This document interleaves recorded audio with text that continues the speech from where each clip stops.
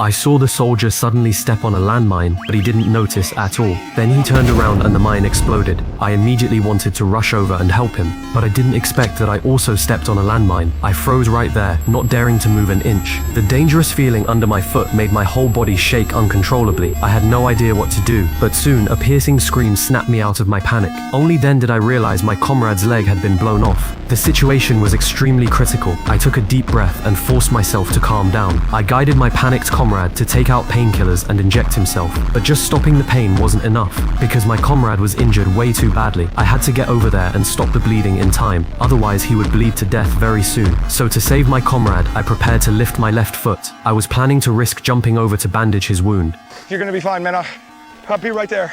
This old mine, it's probably rusty and dead anyway. I'll be right there. Oh, no. Oh, no. Don't you even think about it, Mike. I have to do no, something. Don't you even think about You're it, losing Mike. too much blood. Think about I'm not gonna let you die like this.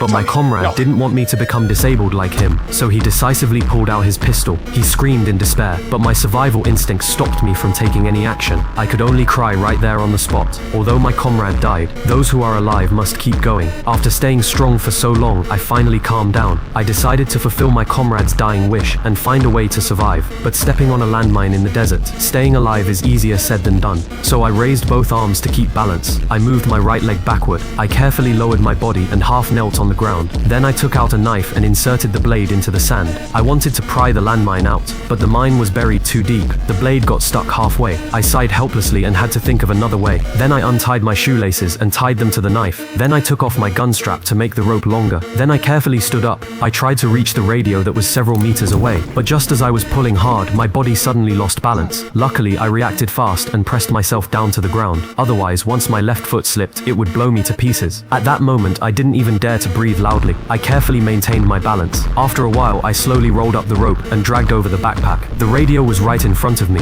After getting the radio, I immediately contacted headquarters for help. But the message I got was that because of the raging sandstorm, the plane couldn't take off at all. Even the rescue convoy would need 52 hours to reach the scene. I was instantly stunned. In this deserted desert without food and water, with enemies possibly passing by at any time, making me stay motionless for 52 hours was simply impossible. But for the sake of survival, I still wanted to ask headquarters if there were other options. But before I could speak, the radio suddenly died. I angrily threw the radio aside. I set my watch to countdown mode. Then I took out some rations to restore my strength. But just as I was about to drink water, I discovered my water bottle was already empty. In this scorching desert, no water means death. But what made me even more desperate was, a huge sandstorm was sweeping toward me, covering the entire sky.